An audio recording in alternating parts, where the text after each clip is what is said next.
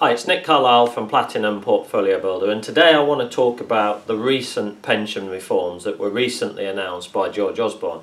Now, these come into effect in April 2015 and it applies to anyone that's over 55 years old. Now, the last overhaul was back in 1921 and that was fairly revolutionary, and it meant that insurance companies' stocks fell massively, and that's sort of been the case this time around as well.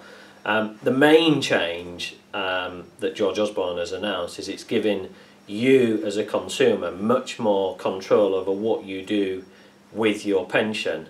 Now, a lot of the headlines are talking about you don't have to buy an annuity. Well, for most people that was always the case, but an annuity was always the default position, so a lot of people fell into that trap, as it were. Now, we've been talking for some time about how bad annuities are, mainly because the rates on annuities have fallen by about 40% in the last 15 years. And the main thing is that when you die, the pension pot, the annuity that you've bought, the money that you've built up over those years dies with you. So unlike an asset such as property, which you can pass down to your kids or pass to your spouse or to pass to whoever you want, there's an asset there that you can pass on. An annuity dies with you. So that's the main thing that this pension reform has been beneficial for most people. Now, there's some talk about pensioners in the streets sort of spending money on Ferraris and Lamborghinis and all that kind of thing, and I believe that most people won't do that. I think more people will see property as a safe and solid, reliable source of investment, and they'll start putting money into that.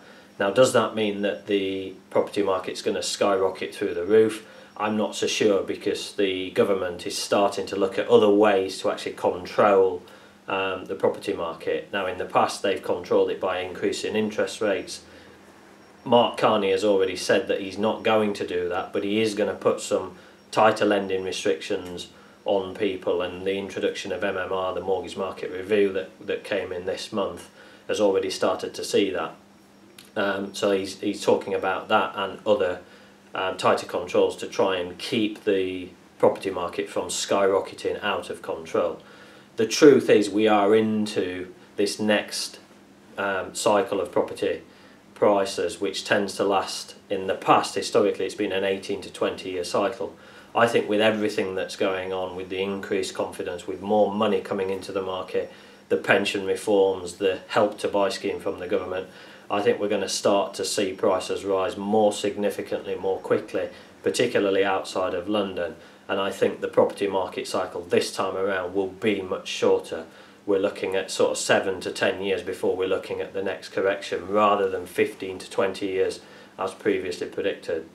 So I really believe that now is the time to get involved in property.